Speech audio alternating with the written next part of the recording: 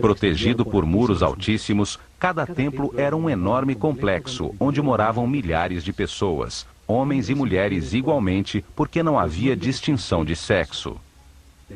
Dedicavam pelo menos 21 anos de suas vidas recebendo informação e treinamento para se converterem em sacerdotes ou sacerdotisas. O processo de aprendizagem era realizado em vários templos, onde permaneciam por longos períodos enquanto recebiam as informações necessárias. Havia treinamento correspondente a esse e provas de autocontrole para alcançar outro nível em outros templos sobre o Nilo.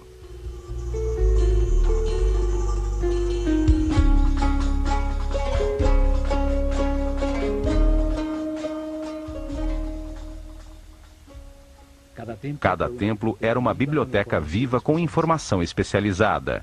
Cada um continha uma lição diferente sobre o universo ou a razão da existência.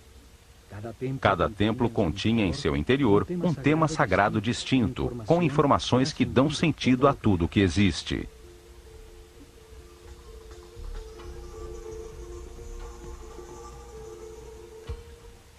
O nível básico se realizava durante os primeiros 7 anos, quando recebiam informações gerais sobre o universo e treinamento para manipular os centros energéticos mais baixos do corpo.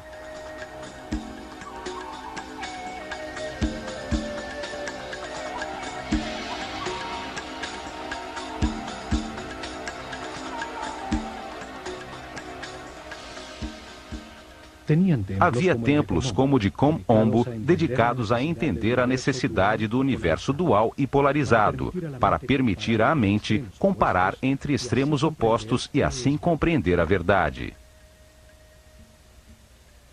Em seu interior, aprenderam a controlar o medo da perda, a entender que se possui em cada vida o necessário para adquirir as experiências de aprendizagem.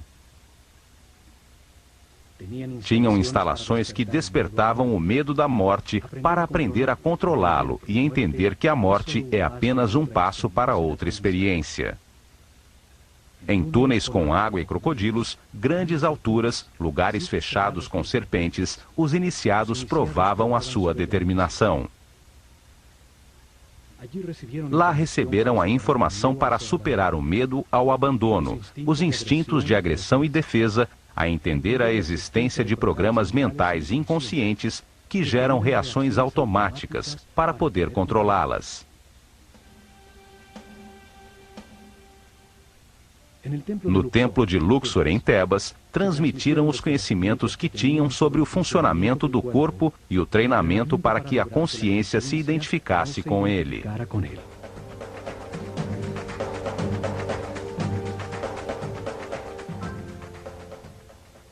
O templo inteiro era como um organismo humano, cada salão representando um órgão com informações nos muros sobre sua função principal, sobre o benefício que o organismo inteiro obtinha ao realizá-la e a sua relação com os outros órgãos.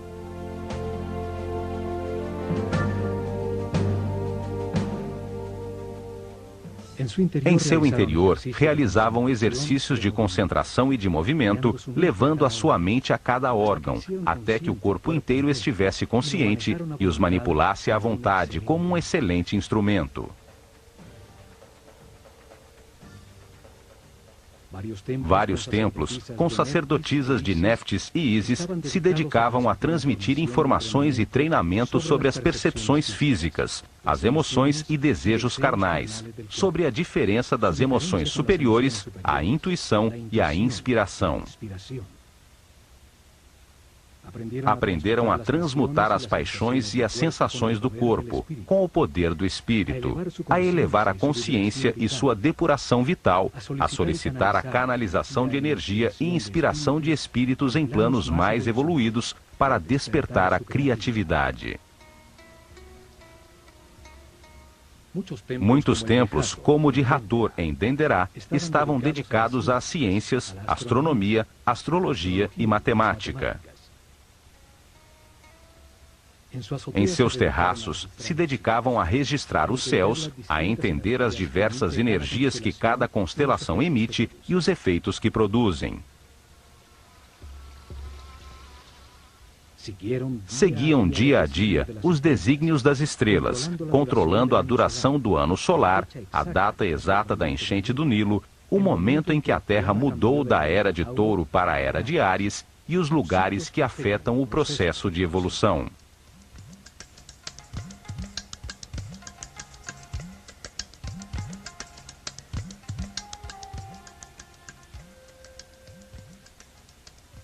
Depois de receberem informações dirigidas à razão e treinamento para controlar sensações, emoções e pensamentos, dedicavam outros 7 anos ao lado direito do cérebro, à inteligência do coração, a encontrar a diferença entre pensar e meditar.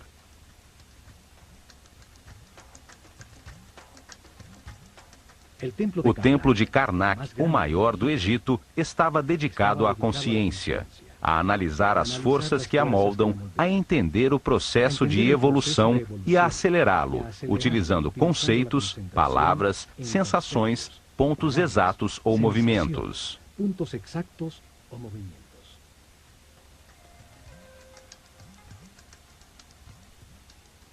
Aprenderam a concentrar-se em si mesmos, a diferenciar entre o eu superior e o ego, a identificar-se com um ser ou objeto externo até sentir e transformar-se no que se pensa.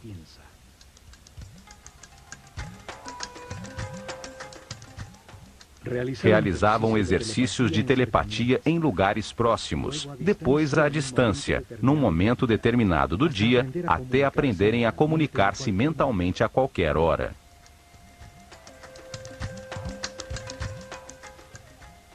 Recebiam informações sobre o tempo e treinamento para vivê-lo como um eterno presente.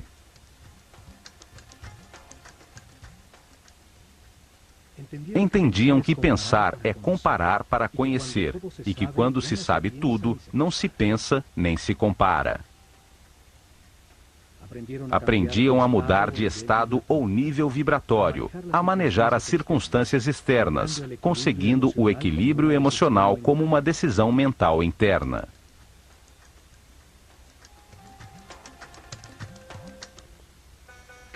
Cada templo continha 3 níveis de informação. Era uma maneira de revelar informações simultaneamente a homens em diferentes níveis ou estados evolutivos. O primeiro nível transmitia informações básicas dirigidas ao povo. Cada templo contava uma história simples, repleta de símbolos e personagens fantásticos. Um drama sagrado facilmente compreensível. As ideias eram expressadas como mitos em forma de história.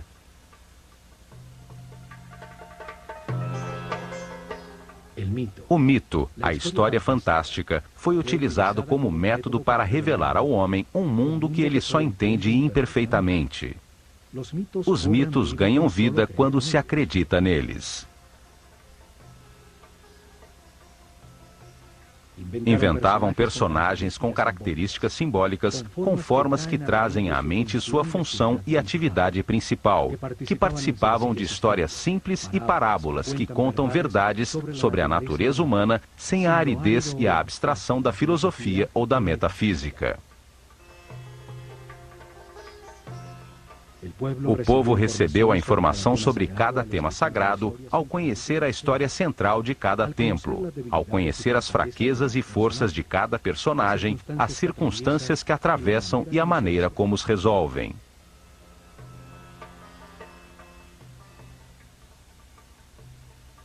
Utilizavam um segundo nível de informação, dirigido aos discípulos, seres com um nível espiritual mais elevado, aos quais se explicava diretamente o mesmo tema sagrado de uma maneira mais concreta e profunda.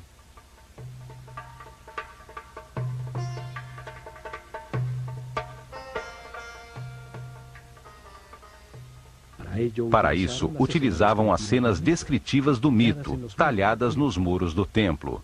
Explicavam cada personagem, o que simboliza no universo, a parte do processo de aperfeiçoamento que representava, o porquê da sua forma, comportamento e sua função principal.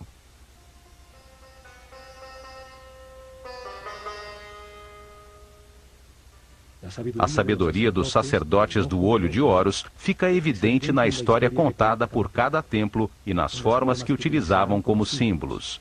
Só ao olhá-los, vem à mente a ação vital que representam, ou a qualidade que se ganha ao realizá-la. Ao representar homens com cabeça de animal como símbolo, os transformam em ideias que evocam a característica vital do animal. Trazem à mente a função do animal no universo.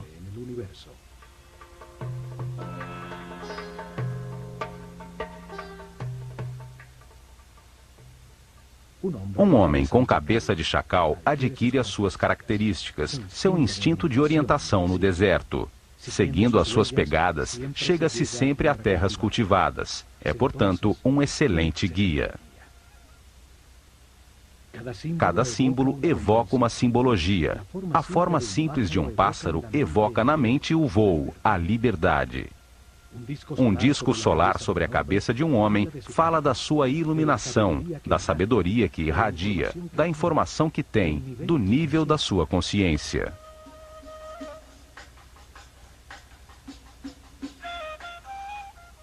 Estudaram detidamente os animais e insetos.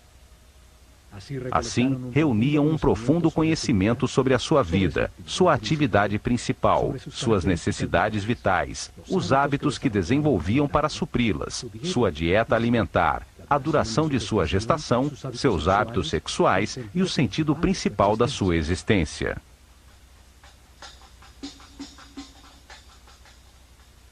Escolheram os animais mais idôneos para representar uma ação vital e o que acontece no universo quando se executa. O processo da lagarta que se arrasta e tece para depois transformar-se em borboleta.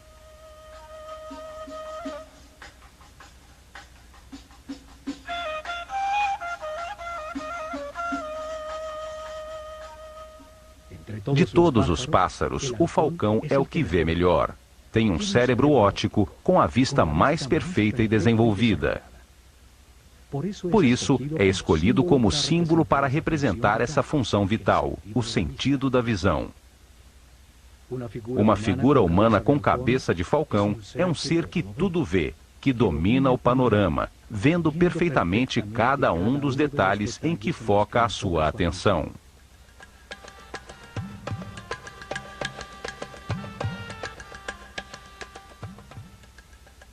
Estas figuras chamadas deuses ou néters, pelos egiptólogos que acreditam que o Egito era politeísta e que adorava os animais, representam apenas uma ação vital, um comportamento que transforma e aperfeiçoa. Cada ação importante da vida tem um símbolo que a representa, comunica a transformação que acontece na essência do indivíduo que a executa, o que obtém dela.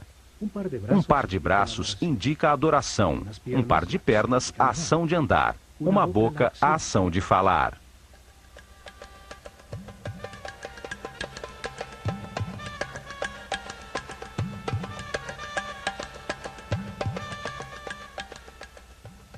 E por último, num terceiro nível de informação, cada templo guardou um código secreto embebido no próprio símbolo. Era conhecido apenas pelos altos sacerdotes e mestres, com informações sobre forças e energias fundamentais, como controlá-las e utilizá-las para prestar serviço ao seu povo.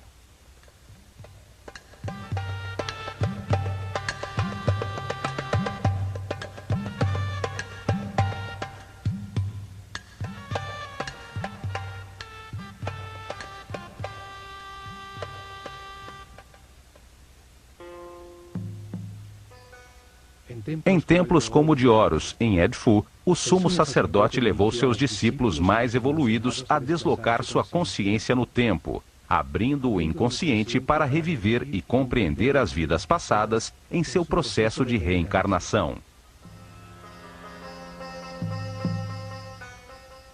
O sumo sacerdote foi sempre um ser muito adiantado no caminho espiritual. Ele não se identificava com o corpo, conhecia perfeitamente o seu funcionamento e que energias utilizar para equilibrá-lo.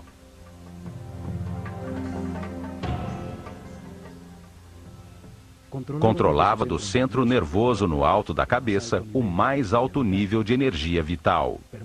Permanecia num eterno presente, irradiando amor, guiando e servindo com seu divino poder.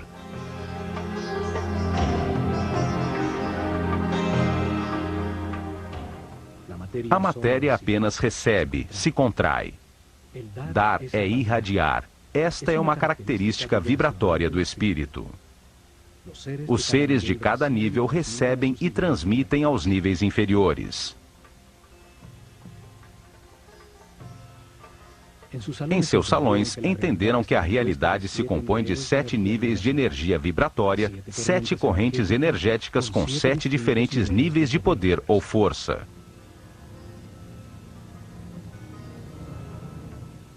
O corpo tem 7 chakras ou centros de transformação da energia fundamental do universo. Cada ser humano, em sua vida presente, utiliza um desses 7 centros, dependendo do nível de evolução de sua consciência. Quanto maior compreensão do universo, mais respeito, mais alto o chakra ou centro nervoso utilizado para transformar a energia, maior quantidade de energia processa diariamente e mais poderes transcendentais tem. O sumo sacerdote podia controlar as forças fundamentais pelo altíssimo nível de energia vital em que permanecia o seu organismo. Seu sistema nervoso tinha uma resistência correspondente a esse nível de energia.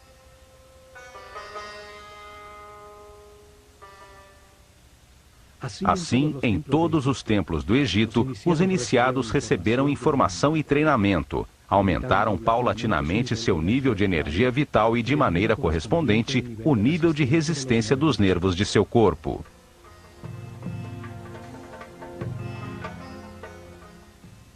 Aprenderam a manter-se em paz, harmonia, a respeitar tudo o que existe, a aceitar a perfeição do universo, para conservar seus níveis de energia vital, no caminho do aperfeiçoamento que leva à onipotência, ao controle de forças e energias superiores. Um intenso preparo físico, mental e espiritual que terminava com o momento de experimentar o tudo e o nada, o manifesto e o não manifesto, e receber numa pirâmide uma poderosa energia que permite vislumbrar o 7º nível de consciência. Durante a Era de Touro, se dedicaram a experimentar uma forma piramidal de tecnologia ressonante, que transformava as vibrações do planeta em energia. Um conhecimento herdado a ser colocado em prática.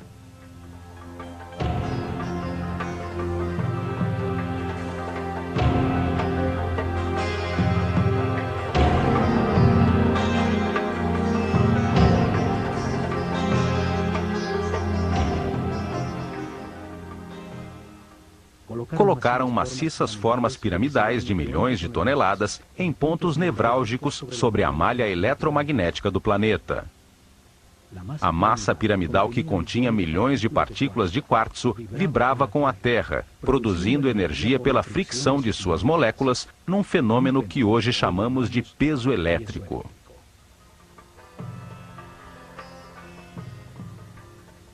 Construíram muitas pirâmides, até chegar ao modelo perfeito da pirâmide de Quéops.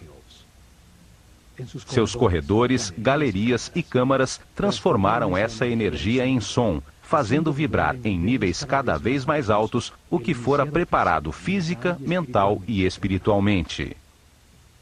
Esta força impulsionava a mente do homem a perceber outras dimensões, chegando a outros estados especiais de consciência.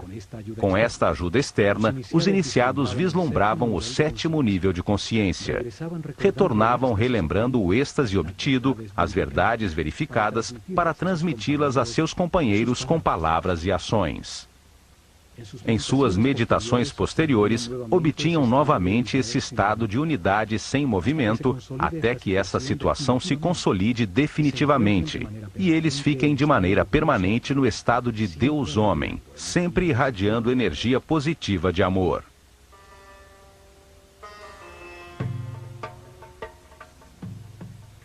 O conhecimento sobre as formas puras do universo, os blocos básicos com os que se organiza a energia e a matéria, foram fundamentais para o desenvolvimento da civilização egípcia.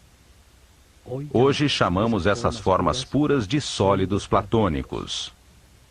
5 polígonos com seus lados e ângulos iguais, baseados em triângulos equiláteros, a forma divina, sem tensões. Utilizando essas formas, puderam produzir efeitos de ressonância e concentração energética, para elevar a percepção da consciência, para conseguir efeitos de supercondutividade, com os quais se anula a força da gravidade. Hoje se descobriu que o planeta tem pontos nevrálgicos, chamados nodos diamagnéticos, onde se pode controlar a força de gravidade do planeta e produzir fenômenos de supercondutividade. A supercondutividade permite amplificar ou diminuir a força da gravidade. Ao aumentar o peso das pedras, se enterrava conhecimento, sem que fosse necessário escavar. Ao diminuí-lo, tornaram as pedras leves para empurrá-las e movê-las facilmente, desde pedreiras longínquas. Na ilha de Sehel foram encontrados hieroglifos com fórmulas e ingredientes para produzir uma espécie de concreto que parece rocha. Cientistas franceses os decifraram parcialmente. Suas experiências confirmam que se trata de polímeros, que ao solidificar-se produzem uma espécie de pedra. Isso explica a facilidade para fazer juntas tão exatas entre as pedras dos seus tempos, conseguindo usar os blocos já fundidos como forma para os novos.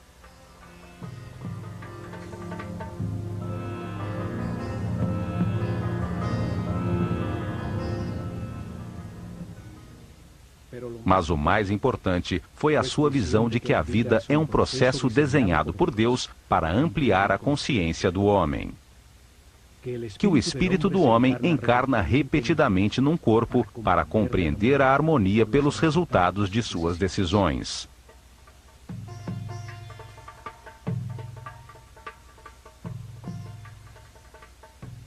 Ao viver muitas vidas com experiências opostas, de angústia e de paz, de depressão e de felicidade, de riqueza e de pobreza, de saúde e de doença, compreende a razão da sua existência e acaba com as limitações materiais, transformando-se num super-homem imortal.